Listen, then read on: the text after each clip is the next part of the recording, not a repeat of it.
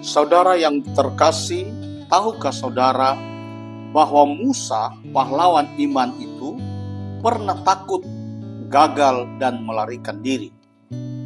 Orang yang dipakai Tuhan membelah Laut Teberau pernah duduk sendirian di padang gurun karena ketakutan. Pagi ini kita belajar satu kebenaran penting. Iman yang besar seringkali dimulai dari ketakutan yang diserahkan kepada Tuhan. Sebelum kita lebih jauh, mari kita berdoa. Bapa di surga, terima kasih untuk pagi yang baru ini. Terima kasih buat penyertaan-Mu sepanjang malam yang sudah kami lewati. Dan pagi ini kami mau merenungkan firman-Mu. Kami rindu Engkau berbicara secara pribadi kepada kami. Bentuk iman kami, kuatkan hati kami, dan pimpin hidup kami. Di dalam nama Tuhan Yesus Kristus kami sudah berdoa. Amin. Kembali kita berjumpa dalam program Pagi Bersama Tuhan. Ayat pokok firman Allah pagi hari ini terambil dari Keluaran pasal 2 ayat 14 sampai 15. Lalu kata orang itu, "Siapakah yang mengangkat engkau menjadi pemimpin dan hakim atas kami? Apakah engkau bermaksud membunuh aku, sama seperti engkau telah membunuh orang Mesir itu?" Maka takutlah Musa dan berkata, "Tentulah peristiwa itu telah ketahuan." Ketika Firaun mendengar tentang perkara itu, maka ia berusaha membunuh Musa. Tetapi Musa melarikan diri meninggalkan Firaun dan tiba di tanah Midian. Di sanalah ia duduk di dekat sebuah sumur. Saudara dikasihi Tuhan, ayat pokok ini menegaskan bahwa iman Musa tidak dimulai dari keberanian, tetapi dari ketakutan yang membawa dia masuk ke dalam proses Allah.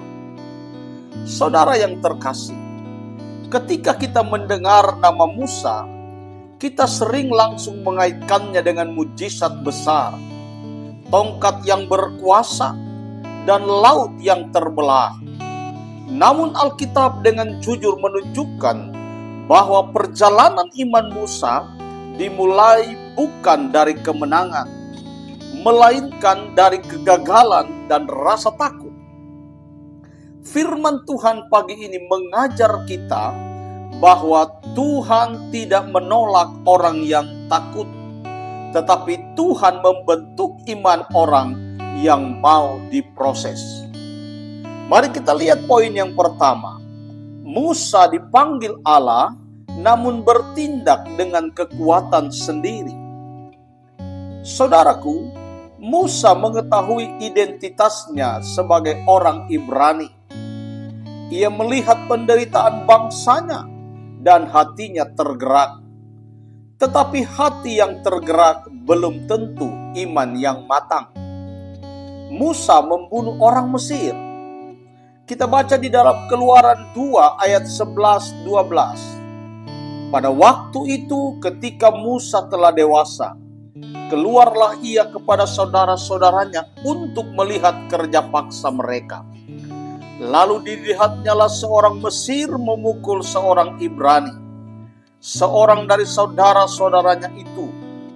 Ia menoleh ke sana sini, dilihatnya tidak ada orang. Lalu dibunuhnyalah orang Mesir itu dan disembunyikannya mayatnya ke dalam pasir. Saudara yang dikasihi Tuhan, Musa melihat ketidakadilan. Musa ingin menolong, tetapi Musa bertindak tanpa menunggu kehendak Tuhan. Banyak orang Kristen jatuh bukan karena niat jahat, tetapi karena mendahului rencana Tuhan. Poin yang kedua, penolakan membuka pintu ketakutan. Musa ditolak oleh bangsanya sendiri. Ayat 13-14, Keluaran pasal 2. Dikatakan di sana pada keesokan harinya, ia keluar lagi dan tampaklah dua orang Ibrani sedang bertengkar. Ia berkata kepada yang bersalah itu, "Mengapakah engkau memukul temanmu?" Tetapi orang itu berkata, "Siapakah yang mengangkat engkau menjadi pemimpin dan hakim atas kami? Apakah engkau bermaksud membunuh aku sama seperti engkau telah membunuh orang Mesir itu?" Maka takutlah Musa dan berkata, "Tentulah peristiwa itu telah ketahuan." Saudara, kalimat ini sangat melukai hati Musa. Siapakah yang mengangkat engkau? Saudara, penolakan sering membuat kita ragu akan panggilan. Penolakan sering membuat kita kehilangan keberanian. Dan penolakan sering membuat banyak orang takut untuk mulai melangkah. Poin yang ketiga, takut membuat Musa lari. Namun Tuhan tetap bekerja. Musa melarikan diri ke Midian, ayat yang ke-15. Ketika Firaun mendengar tentang perkara itu, maka ia berusaha membunuh Musa.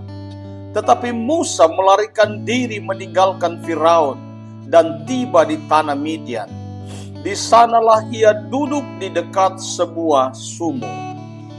Musa lari dari istana, Musa lari dari kekuasaan, Musa lari dari ambisinya sendiri. Namun saudara, Tuhan tidak pernah lari dari Musa. Poin yang keempat, padang gurun, tempat pembentukan iman. Musa menjadi orang asing. Ayat 21-22. Musa berkenan tinggal bersama orang itu. Lalu orang itu memberikan Sipora anaknya kepada Musa. Perempuan itu melahirkan seorang anak laki-laki, dan Musa menamainya Gersom, sebab katanya, "Aku telah menjadi seorang pendatang di negeri asing." Nama Gersom berarti orang asing. Musa sedang belajar kerendahan hati dan ketergantungan penuh kepada Tuhan. Poin yang keempat, 40 tahun dalam kesetiaan kecil. Saudaraku, dari pangeran menjadi gembala, itulah Musa. Keluaran pasal 3 ayat 1 dikatakan, "Adapun Musa, ia biasa menggembalakan kambing domba Yitro mertuanya, imam di Midian. Pada suatu kali ia menggiring kambing domba itu ke sebelah barat padang gurun. Lalu sampailah ia ke gunung Allah, yakni gunung Horeb." 40 tahun Musa belajar kesabaran. 40 tahun Musa belajar ketaatan dan kerendahan hati. Tuhan lebih mementingkan pembentukan iman daripada kecepatan pelayanan. Saudara yang dikasihi Tuhan, Ibrani 11 ayat 24-26 adalah kesaksian iman Musa. Karena iman maka Musa setelah dewasa menolak disebut anak putri Firaun, karena ia lebih suka menderita sengsara dengan umat Allah daripada untuk sementara menikmati kesenangan dari dosa. Ia menganggap penghinaan karena Kristus sebagai kekayaan yang lebih besar daripada semua harta Mesir, sebab pandangannya ia arahkan kepada upah. Iman Musa yang besar adalah hasil proses panjang, bukan pengalaman singkat. Saudara yang terkasih, mungkin pagi ini Anda sedang takut, mungkin pagi ini Anda merasa gagal, dan mungkin pagi ini saudara seperti berada di padang gurun. Ingat, Musa tidak dibuang saat takut, tetapi Musa sedang dipersiapkan Tuhan. Jangan menyerah, iman saudara sedang bertumbuh. Hari ini kita belajar, iman Musa dimulai dari ketakutan.